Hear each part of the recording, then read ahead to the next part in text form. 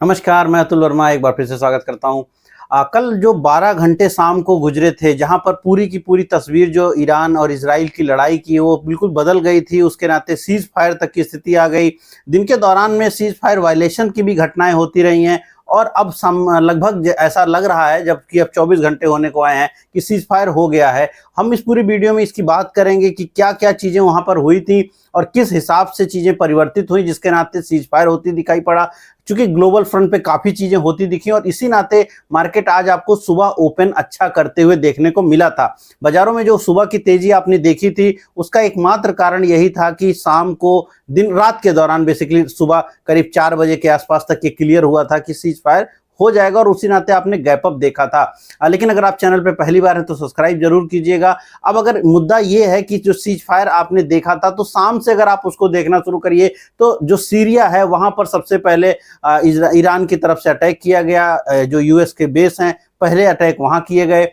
उसके बाद मामला थोड़ा सा लगा कि खराब हो जाएगा, क्रूड में तेजी आने लगी। कल शाम 8 बजे के आसपास ये बातें हो रही थी। उसके बाद हुआ ये कि वहां से फिर कतर में जो आपका एयरबेस है यूएसए का, वहां पर अटैक किया गया। करीब 6 से 9 मिसाइल वहां दागी गई। यद्यपि वो मिसाइल जो है कतर का जो एयर डिफेंस है उसको उसने रोक लिया, जाहिर सी बात है। और उसके बाद अमेरिका के लड़ाकू विमान जो हैं वो पहुंचते हैं ईरान के पास और वहां पर माना यह जा रहा है कि रात में जिस तरह से खबरें आ रही थी, तो वहां पर लगातार अटैक्स किए गए थे कुछ जगहों पे और उसके बाद चीजें थोड़ी शांत होती हुई दिखाई पड़ी। लेकिन मुद्दा वहीं सिर्फ शांत नहीं हुआ, तकरीबन 10 बजे के आसपास और वहां पर सारी की सारी कहानी बदल गई। जो शाम के 6-7 बजे से ईरान खड़ा हो रहा था, लड़ाई करने के मोड में जा रहा था, चीजें और कठिन होती जा रही थी। लग रहा था कि स्टेट ऑफ ह्यूमोस में जो है वहां पर भी रोक लग जाएगा। मतलब बहुत कुछ गड़बड़ होने की जो उम्मीद लग रही थी, दुनिया भर के बाजार उसके नाते डरे हुए भी दिख रहे थे, वो रात में 10 बजे होते होते तक एकाएक इसलिए बदल गया क्योंकि रूस के राष्ट्रपति जो हैं व्लादिमीर पुतिन, उन्होंने एक बयान जारी किया जो कि पूरा 360 उन्होंने अपने आप को चेंज करके बोला। उसके पहले तक वो बोल रहे थे कि हम ईरान के साथ हैं, हम सपोर्ट करेंगे, इजराइल को ये नहीं करना चाहिए। और उस समय रात के 10 बजे जब भारत में थे तो उनका जो बयान आया उसमें उन्होंने ये कहा कि इजराइल में हमारे यहाँ के काफ़ी लोग रहते हैं, चूंकि वो रसियन बोलते हैं, इस नाते हम जो है इजराइल के ऊपर हमले की बात की निंदा कर रहे हैं और अल्टीमेटली हमें इस वॉर से कोई मतलब नहीं है और हम इजराइल के सपोर्ट में रहेंगे। और उसके बाद यानी 11 बजे तक अगर आप देखिएगा तो क्रूड के प्राइसेज, कल रात में क्रूड के प्राइसेज में जोरदार कमी देखने को मिली, क्योंकि उससे ये बात काफी हद तक क्लियर हो गई, क्योंकि चाइना तो सपोर्ट में आया ही नहीं था। तो अगर आप ध्यान दो मेरे वीडियो जो मैं लगातार आपके सामने रख रहा हूं, मैं यही कह रहा था कि रूस सपोर्ट करने नहीं आएगा, चाइना सपोर्ट करने नहीं आएगा, क्योंकि ये खेल धर्म का है और ये खेल तेल का है। जैसे ही रूस क्यों सपोर्ट में आ गया अमेरिका के, क्योंकि कल आपको मैंने ये बताया था वीडियो में कि अमेरिका जो है काफी हद तक अलाउ करने वाला है रूस को तेल बेचने के लिए। यूरोप को बेच लो, इंडिया को बेच लो, दुनिया भर में जहां बेचना है बेचो, अब हमें कोई दिक्कत नहीं है। और उसी की उम्मीद में ये बयान व्लादिमीर पुतिन की साइड से आया और उसके बाद क्रूड प्राइसेज में तेज गिरावट आपने देखी। चूंकि क्रूड प्राइसेज में काफी ज्यादा टूट हो गई रात के 11-12 बजे तक, दुनिया भर में लगने लगा कि चीजें अब कम से कम क्रूड के मामले में खत्म हो जाएंगी, प्रॉब्लम में नहीं रहेंगी। और एक विक्ट्री की स्थिति अलग अलग चैनलों पर, या मैं भारत के चैनलों की बात नहीं कर रहा हूं, मैं जो है इस समय विदेशी चैनलों की बात कर रहा हूं, वहां पर अमेरिका की साइड में, इजराइल की साइड में एक प्रकार की विक्ट्री की स्थिति दिखाई जाने लगी। उस समय जो ईरान के चैनल्स हैं वो लगातार ये कहते रहे कि जिस तरह से हम अटैक कर रहे हैं अमेरिकन बेस पर, अब अमेरिका घबरा चुका है और उसके नाते कुछ स्थिति चेंज हो सकती है। सुबह आते आते तक दोनों के बीच में मीटिंग होने लग गई। सुबह आते आते तक भारत में रात के 1 बजे से लेकर 3 बजे के बीच में कई सारे अमेरिकन प्रेसिडेंट की तरफ से ट्वीट आए, बाकी लोगों की तरफ से आए कि सीज फायर की स्थिति क्लियर है। अब सीज फायर हो रहा है इजराइल और ईरान के बीच में, चीजें बिल्कुल बदल गई। तो जो व्लादिमीर पुतिन का 10 बजे के आसपास जो बयान आया रात में, भारत में रात के 10 बजे से, वहां से लेके अगले 4 घंटे के अंदर पूरा का पूरा 360 डाइवर्जन हो गया पूरे के पूरे विचारों में इस पूरे वॉर को लेकर के, और वॉर आपकी रुकती दिखी। यद्यपि आज दिन के दौरान भी इजराइल की तरफ से भी मिसाइल दागे गए, ईरान की तरफ से भी मिसाइल दागे गए। ईरानी मीडिया लगातार ये बात कह रही है और उसने आधिकारिक रूप से कहा कि इजराइल को के पास अब कोई और हल नहीं है सिवाय इसके कि वो मान ले कि सीज फायर हो रहा है। यानी कल तक अमेरिका जिसको मारा, अमेरिका ने जिसके ऊपर अटैक किया, जिसको दिक्कत महसूस हुई, जो अकेला पड़ गया, अल्टीमेटली वो खुद ही कह रहा है कि सीज फायर कर लो, क्योंकि उसका मीडिया इस तरह से दिखा रहा है उसके देश में कि वो विजेता के रूप में उभरे हैं, जबकि ऐसा नहीं है। इजराइल भी यही कह रहा है और अल्टीमेटली दोनों शाम तक छुटपुट घटनाएं जरूर हुई हैं दिन के दौरान, लेकिन अब लगता ये है क्योंकि दोनों तरफ से ऑफिशियली फिर से बयान आ चुके हैं कि सीज फायर है, सीज फायर रहेगा, तो अब हम मान के चलना चाहिए कि सीज फायर रहेगा। तो कल शाम के 7 बजे जिस लड़ाई के बढ़ जाने की उम्मीद लग रही थी, वही लड़ाई आज खत्म होती हुई दिखाई पड़ रही है और मार्केट इसी के ऊपर रिएक्ट कर रहा है। तो बहुत सारे लोग जो बेरिश होते हैं या बुलिश होते हैं, आप कभी भी बाजारों में एक तरफा व्यू नहीं रख सकते हैं, हमेशा आपको ग्लोबल चीज़ों के साथ जोड़ के चलना पड़ेगा। अभी रात में अगर जा करके कोई कहीं पे परमाणु बम फट जाएगा तो कल सुबह फिर पूरी दुनिया में कोहराम मच जाएगा। अगर इसी रात में फिर से अमेरिकन बेस पे ऊपर अटैक हो जाएगा, फिर से ये वॉर जनरेट हो जाएगी। दिन के दौरान क्या हुआ, सुबह हम खुले कहाँ पर, हमने एक बड़ा गैप अप लिया। क्यों? क्योंकि जब सुबह हम खुल रहे थे 9 बजे, 9:30 बजे, उस समय हमारे देश की स्थिति ये थी कि पूरी दुनिया में तेजी चल रही थी और हमारे देश में भी यही है कि भाई हमें तो रूस से और भी खरीदने को मिलेगा तेल, हमें तो कोई टेंशन लेने की जरूरत ही नहीं है। और इसके नाते हमने एक अच्छा गैप अप क्रिएट किया, करीब 25,250 के ऊपर हम खुलने की स्थिति में थे, लेकिन ऑलमोस्ट खुले हम करीब 25,150 के आसपास में, लेकिन विद इन 5-10 मिनट हम 25,250 को क्रॉस कर चुके थे। आपको पता होगा, ये बात आपको रट चुकी होगी कि 25,250 हमारा ऊपर का रेजिस्टेंस था। जैसे ही हमने एक ऊपर के रेजिस्टेंस को निकाला 25,250 को, वहां से फिर अगला 100-125 पॉइंट हमारे लिए अच्छा घर मिला। 25,300 325 तक का भाव बाजारों में आते दिखाई पड़ा। वहां से दिन के दौरान फिर घट क्यों गए, उसके पीछे यही सेम कारण था, क्योंकि दिन में, चूंकि मैंने कहा आज शाम को अभी क्लियर हो गया कि सीज फायर हो गया, लेकिन दिन में करीब 12 बजे के आसपास 6 मिसाइल दागी गई इजराइल की तरफ, ईरान की तरफ से इजराइल को, और इजराइल ने उसको वापस से उसका जवाब दिया दिन के दौरान ही, कई सारी मिसाइलें छोड़ करके, और दोनों तरफ से बयानबाजी चल रही थी। जैसे ये मिसाइलें शुरू हो गई तो मार्केट वापस से नीचे की तरफ आने लगा कि चलो फिर से लड़ाई शुरू हो रही है।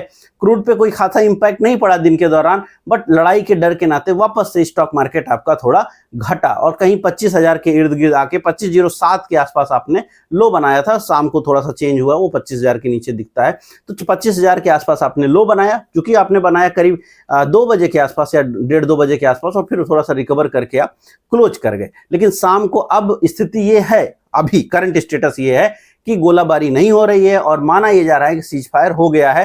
तो अमेरिकन प्रेसिडेंट जरूर रात में भारतीय समय अनुसार करीब 4 बजे के आसपास बता चुके हैं कि सीज फायर हुआ, लेकिन दिन के दौरान होती नहीं चीजें, बट अब अल्टीमेटली सीज फायर हो गया। और ये जो दिन के दौरान हुआ, ये कुछ उसी तरह है जैसे भारत पाकिस्तान का सीज फायर का ट्वीट जो है अमेरिकन राष्ट्रपति कर दिए, और उसके बाद पाकिस्तान भारत में अगले 1.5 दिन तक मोटा मोटी रात के समय जो है ड्रोन भेजता रहा और हम उसका जवाब भी दे रहे थे, और वो चीजें हो रही थी जबकि अनाउंसमेंट हो चुका था कि सीज फायर हो गया है। तो आजकल चीजें ट्वीट पे पहले आ जा रही हैं, प्रेसिडेंट पहले बोल जा रहे हैं, और दुनिया के बाकी देश तो कुछ बोलते ही नहीं हैं। वहां के राष्ट्राध्यक्ष तो बोलने को मौका ही नहीं पा रहे हैं और वो फिर बाद में बोल रहे हैं। भारत के राष्ट्राध्यक्ष तो बोले ही नहीं थे, अल्टीमेटली बहुत दिनों बाद उन्होंने बोला कि ऐसा कुछ हो गया है। खैर, अभी स्थिति ये है कि चीजें रुक चुकी हैं और अब बाजार इसको पॉजिटिव ढंग से देखेगा।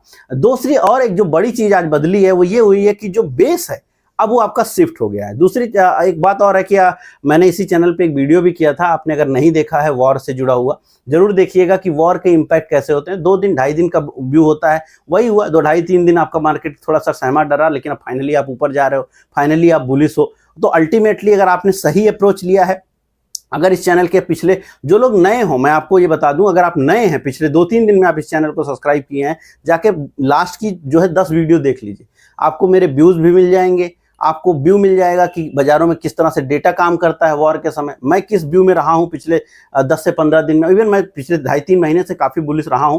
अल्टीमेटली मैं लगातार 27,000 की बात करने वाले कुछ एक व्यक्तियों में से होऊंगा जो पिछले 4 महीने से कह रहा है, और धीरे धीरे करके रिकवरी हो रही है। हर गिरावट में मैंने यही कहा है कि बाइंग के मौके हैं निवेशक के लिए, पैनिक नहीं करना चाहिए।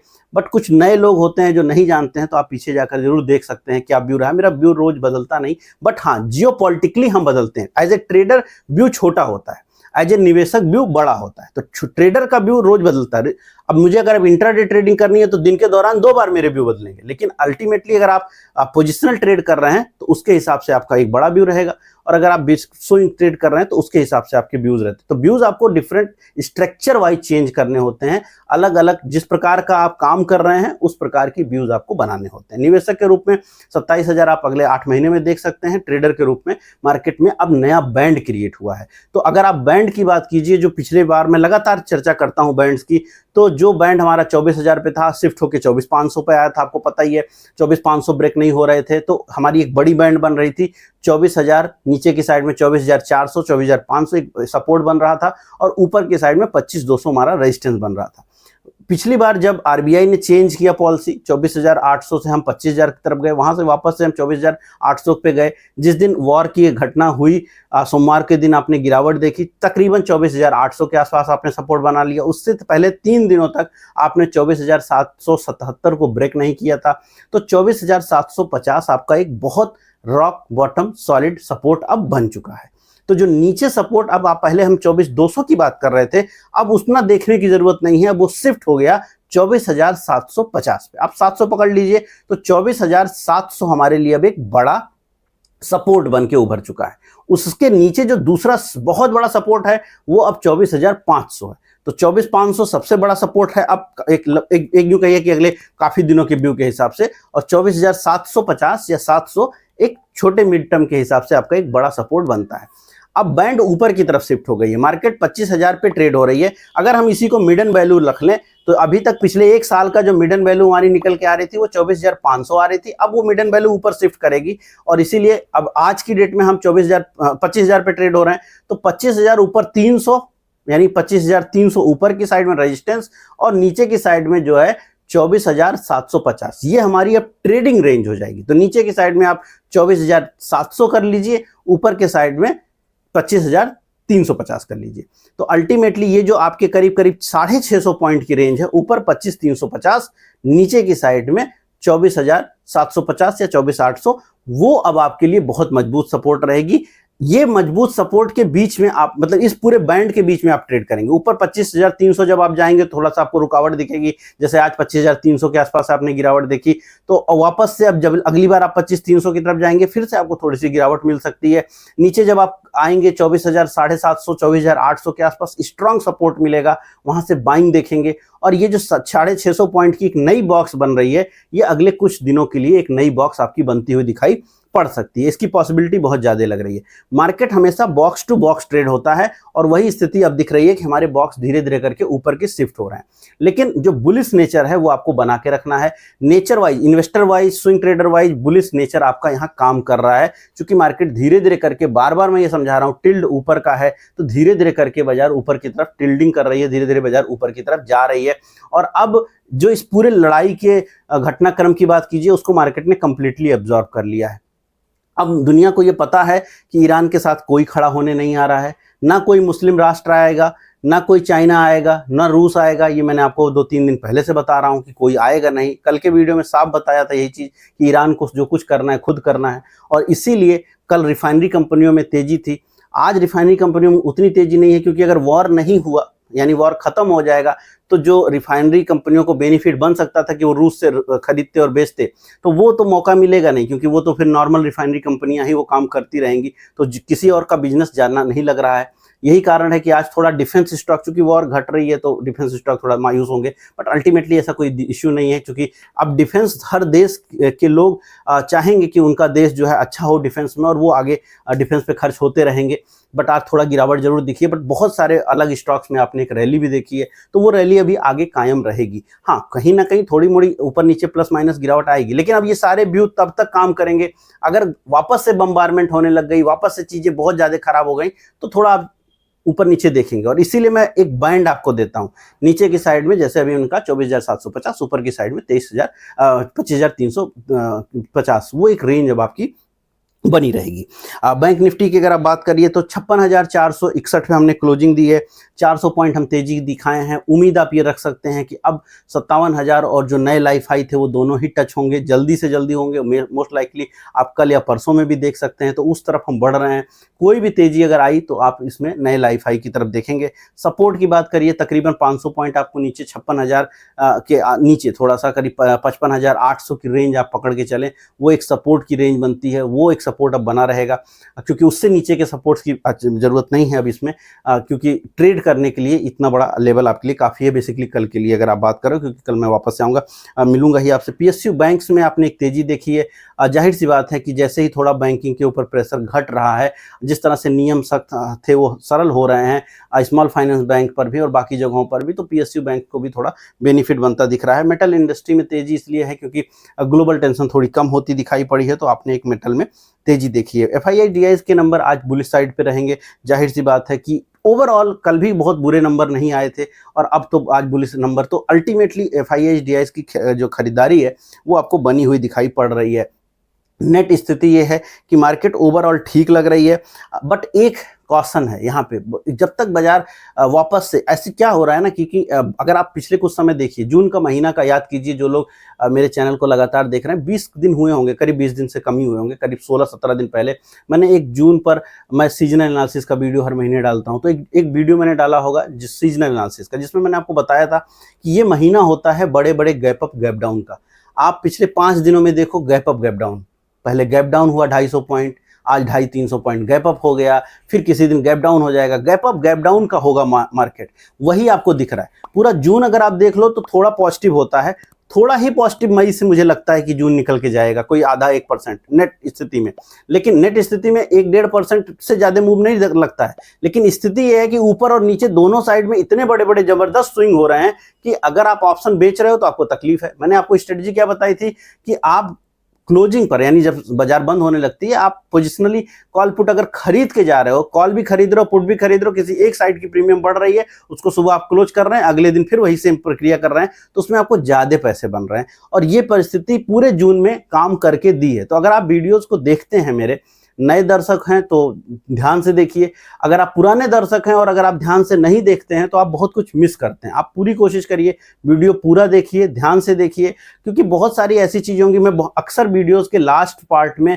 आकर के किस तरह की ट्रेडिंग स्ट्रेटजी रखनी चाहिए वो बताने की कोशिश करता हूँ, निवेशक को क्या करना चाहिए, पूरी बात आगे की तरफ समझाता हूँ और बाद में उसका एक कंक्लूजन रखने की कोशिश करता हूँ, जिससे एक लास्ट में जब आप देखते हो तो एक मेरा क्या व्यू लगता है वो सामने आता है। उसके पहले मैं खबर को या बाकी चीज़ों को बहुत आपके सामने स्पष्ट रूप से रखने की कोशिश करता हूँ सरल शब्द में। लेकिन पूरा अगर आप नहीं देखेंगे, आधा अधूरा देखेंगे, तो आपको शायद व्यू अलग टाइप का मिलेगा। लेकिन अगर आप पूरा देखेंगे तो एक होलिस्टिक अप्रोच और सही व्यू आपको मिलेगा। निफ्टी, अगर आप निफ्टी 500 की बात करिए तो निफ्टी 500 में आज कुछ ही कंपनियां हैं जो बहुत ज़्यादा तेजी करी हैं।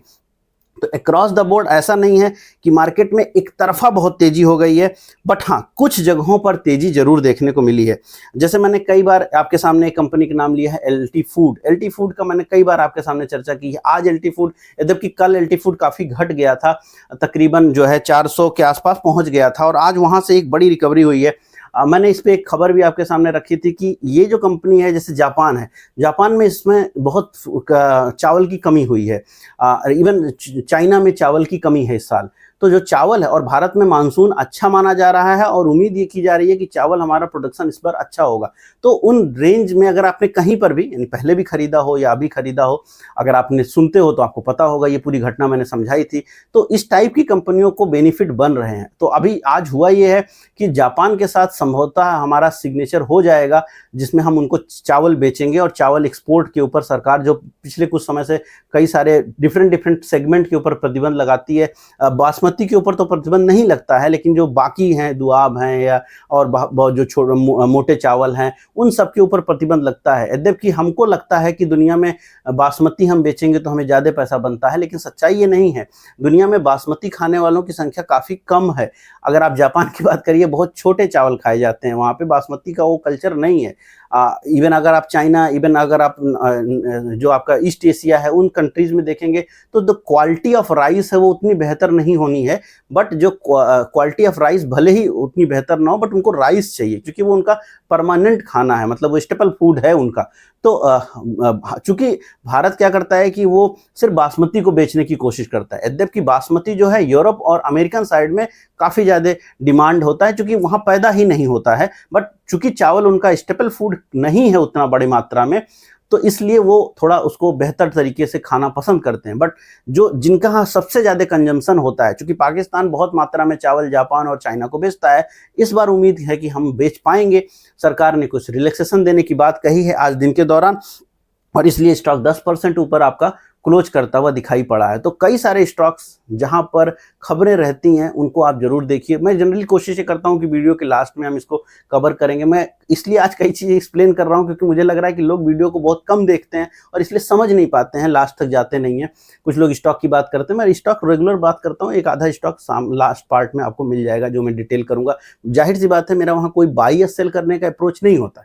मुद्दा ये है कि अब खबर है तो वो मैं आपके सामने रख रहा हूँ। जैसे भारतीय एयरटेल मैंने 2-3 दिन पहले से रखा है, तो भारतीय एयरटेल के साथ अच्छी खबरें थी तो मैंने रखा था, और भारतीय एयरटेल वहां से करीब ठीक ठाक सा परफॉर्मेंस किया, करीब 6-7-8% ऊपर है और अभी भी ऊपर ही क्लोज कर रहा है। ऐसा कुछ बहुत बड़ा इशू नहीं है, अल्टीमेटली ठीक लग रहा है। इन्वेस्टर के नज़रिए पर, स्विंग ट्रेडर के नज़रिए पर, सभी नज़रियों पर वो अच्छा स्टॉक दिखता है। तो कई सारी जगहों पे दिख रहा है। और जो लोकल फाइनेंस कंपनियां हैं, जो एनबीएफसीज हैं, चाहे वो छोटी एनबीएफसी हो या बड़ी एनबीएफसी हो, जिस तरह से आरबीआई ने सपोर्टिव रुख दिखाया है एनबीएफसीज को लेकर के, तो कहीं ना कहीं एनबीएफसीज, स्मॉल फाइनेंस बैंक, उनको बेनिफिट होते हुए पिछले कुछ दिनों के अंदर दिखे हैं, इवन आज भी दिखे हैं, और वहां पर रिकवरी बनी हुई है। तो भारत की जो स्टोरी है आप उसके ऊपर फोकस करेंगे तो ज्यादा बेहतर रहेगा। थोड़ा क्रूड से बच के रहिए क्योंकि आज व्लादिमीर पुतिन का मूड कुछ है, कल कुछ हो सकता है। अमेरिका में तो आपको पता ही है, प्रेसिडेंट नाश्ता जिस टाइप का करते हैं उनका मूड थोड़ा उस टाइप का रहता है, वो उसके हिसाब से ट्वीट कर दिया करते हैं और उसके हिसाब से चीजें थोड़ा गड़बड़ हो जाती हैं। ओवरऑल बहुत सारी जगहों पर तेजी दिख रही है, बहुत सारी जगहों पर स्ट्रक्चरली मूवमेंट दिखाई पड़ रहा है। कोशिश करिए कि स्ट्रक्चर्स के ऊपर फोकस करिए, चार्टिकली जो स्टॉक अच्छे हैं वहां पर फोकस करिए, बट बाजार को ग्लोबल खबरों से इतर होकर आप नहीं देख सकते। बाजारों को ग्लोबल खबरों के साथ जोड़ के देखिए और मेरे वीडियो को पूरा देखिए। अगर आप पूरा नहीं देखेंगे तो शायद आप अधूरी जानकारी लेंगे। दूसरी बात, अगर आप बाजार को ग्लोबल खबरों के साथ नहीं जोड़ेंगे तो शायद आप अधूरी जानकारी पे काम करेंगे। बाजार को, ग्लोबल खबरों को, चार्ट को पूरा जोड़ के देखिए, आप बाजार में अच्छा पैसा कमा सकते हैं। बाकी वीडियो को पूरा देखिए। अगर वीडियो अच्छी लगती है तो लाइक भी कीजिए, शेयर भी कीजिए, कमेंट कीजिए। कुछ प्रश्न है तो जरूर डालिए, मैं उसका उत्तर दूंगा। मैं मिलूंगा कल नए वीडियो में। इस वीडियो में इतना ही, धन्यवाद।